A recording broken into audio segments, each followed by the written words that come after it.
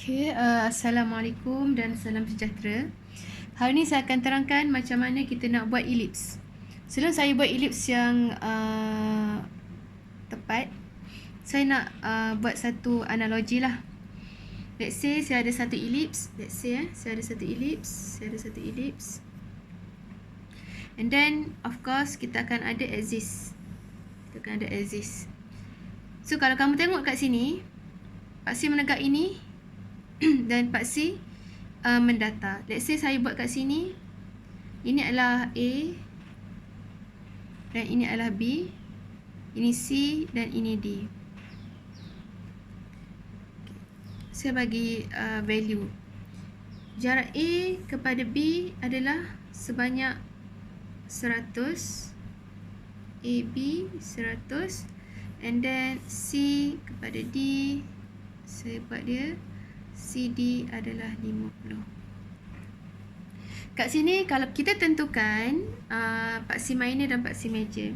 Definisi major dan minor sangat penting dalam elips ni, di mana kalau major dia adalah jarak yang panjang, minor adalah jarak yang pendek. So dekat sini ini adalah major lah, paksi major, ini adalah paksi minor. Apa itu 50? Apa itu 100? Diameter dia lah. Jarak antara A ke B, diameter dia. Jarak C kepada D, diameter. Kenapa saya guna diameter ni? Elips. Sebab nak buat elips, kita berpaksikan ataupun berpandukan dengan diameter bulatan. Let's say sekarang bulatan luaran dia dah 100. Bermakna radius saya 50. So bila saya buka radius 50, saya akan dapat satu bulatan 50. So untuk CD, saya buka bulatan dia 25. Saya akan dapat satu bulatan. So dia akan ada dua bulatan untuk menghasilkan satu elips. So sekian saya pergi kepada penggunaan ataupun nak buat elips lah. Pertama sekali kita perlu ada paksi. Untuk nak buat ni kita perlu ada paksi. Ada paksi. So saya buat paksi menegak dulu, iaitu paksi menegak ni paksi apa ya kelas? Paksi Y. And then saya buat paksi mendatar, iaitu paksi X. Kita semua dah belajar ni.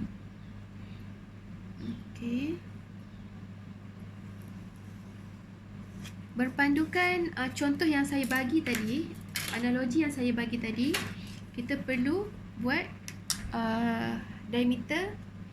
Saya tulis kat sini supaya lebih jelas lah. AB 100, di mana ini adalah major. CD adalah 50. So radius ni kita ambil separuh lah. AB 50 ataupun 5 lah. 5. Kita buka sebanyak 5. 5.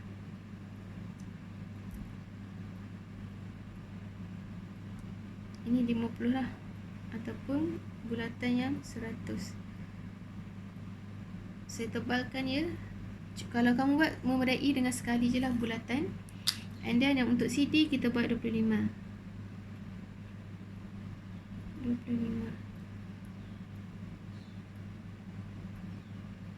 25. Saya cek lagi sekali. Make sure dia tepat lah. 25.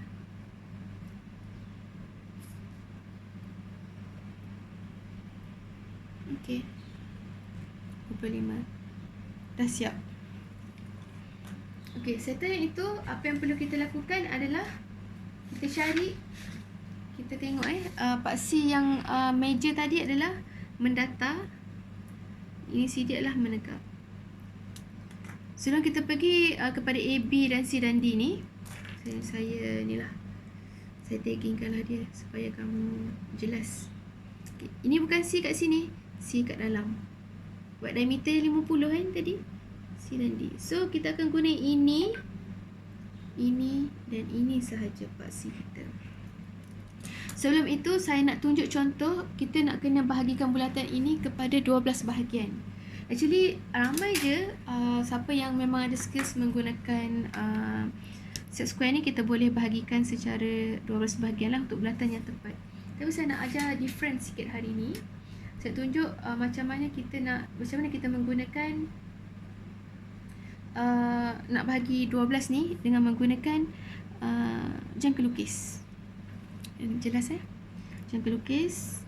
Let's say sekarang ni ini adalah luas yang akhir tadi. So kita boleh buat ni 60.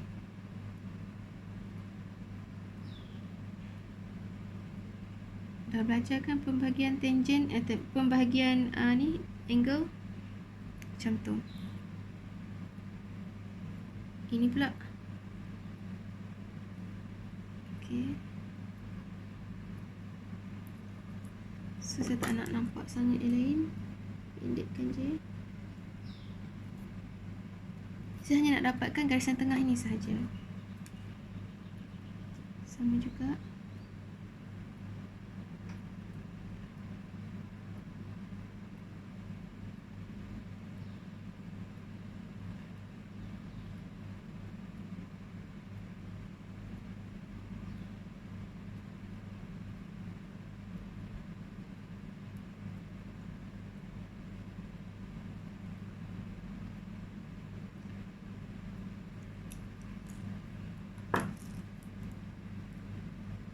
Ini lagi tepat lah.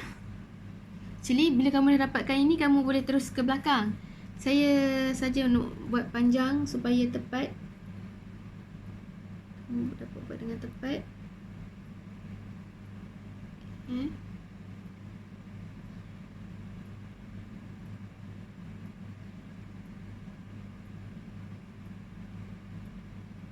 Titik persilangan dia.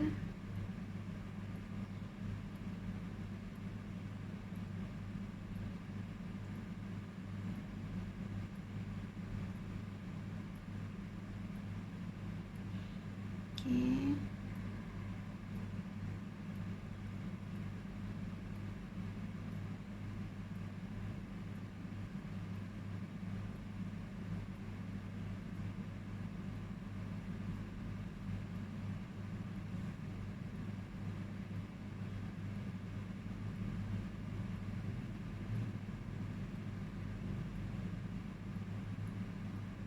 Okay.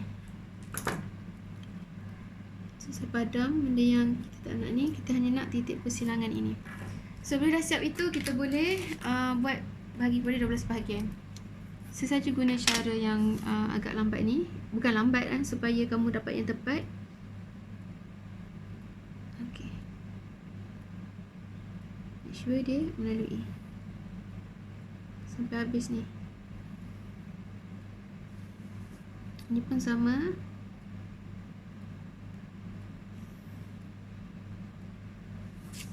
Ini pun sama.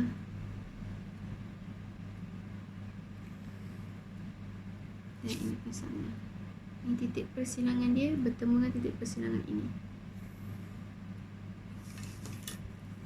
Okey. Tak apalah, tak padam pun tak apa, padam pun boleh. Saya nak padam sikit supaya dia jelas lah. Alright, dah sudah. Kita kena tengok mana paksi meja kita 100 tadi adalah AB. Dan paksi meja kita adalah mendata. So kita tengok, kita pergi kepada bahagian, kita kena fokus kepada bahagian dalam inilah. Dalam ni, tekan dia ini. Kecil ini, yang kecil ini, bulatan kecil ini, kita akan pergi secara mendata ke arah bulatan besar. Bulatan besar ni bulatan 100 kan tadi. So kita kena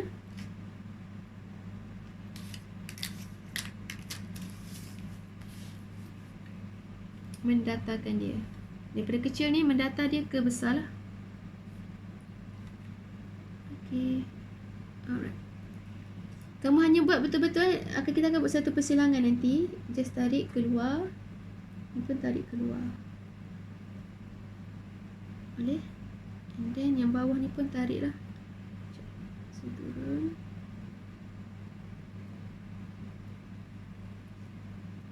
Tarik keluar sampai persilangan yang kita akan buat nanti.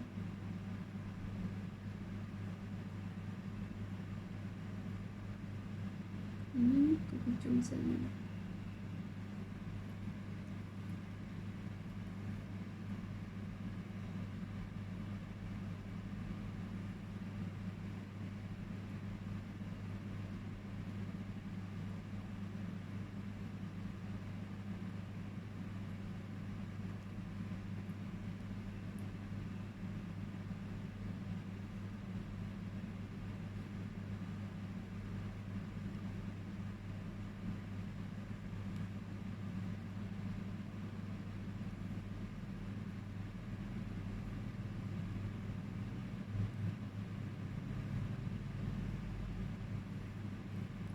Bawa keluar.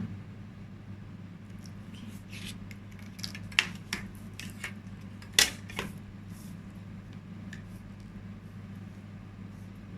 So garisan besar ini, bulatan ni kita akan turun secara menegak, ikut yang minor pula. Daripada meja, bulatan besar ni turun kepada minor.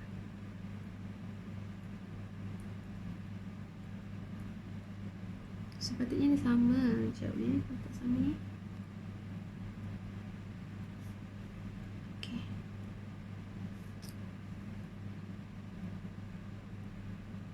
Sepatutnya sama. Sepatutnya sekali. Okay.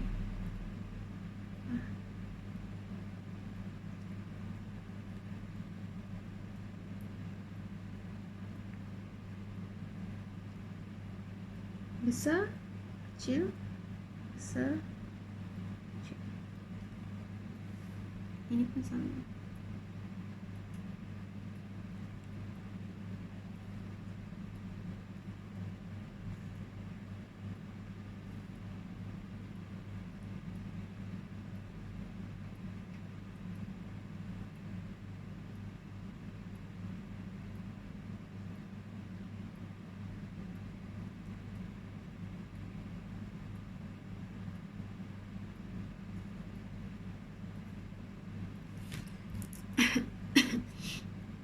So ini point yang kita akan lalui untuk dapatkan elips.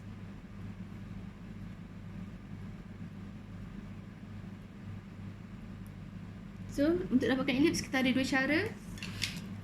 Sama ada nak guna French curve ataupun kita nak guna apa? Ataupun kita nak guna satu lagi, iaitu sekejap saya try buat dulu ini. Apa ni yang ini? Curve liner. Curve. Okay.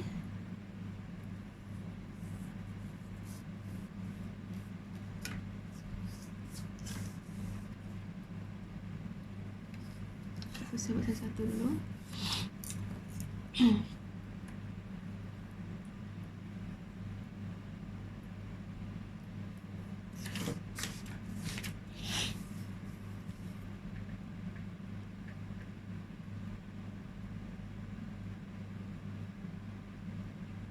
Make sure line ini dia melalui.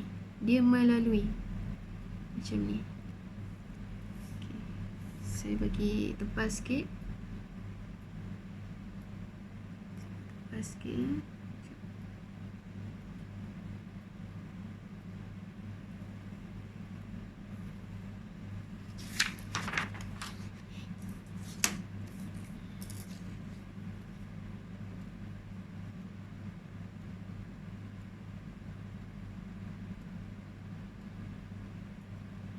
D lalu semua point ni. Make sure ni dia melalui semua point. Kalau tak lalu, kena carilah sampai dia boleh lalu. Kalau tak lalu tu maknanya ada something wrong lah.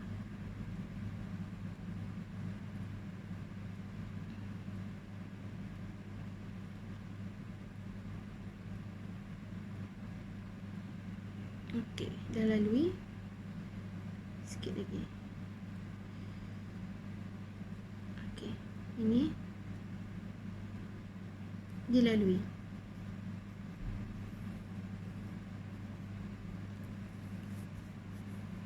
Ini pun sama, dia akan lalu B. Dua point ini B Okay,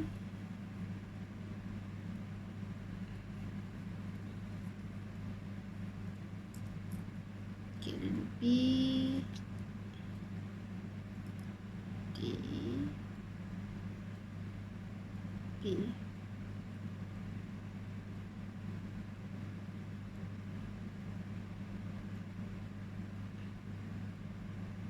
Oops.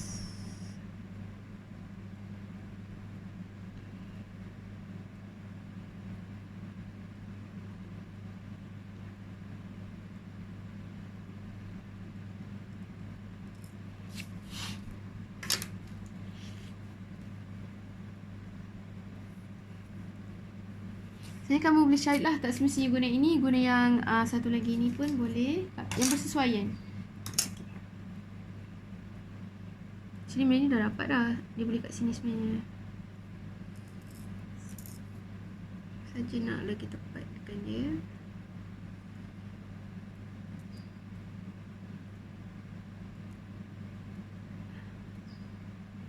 Okey, dah dapat. Okay.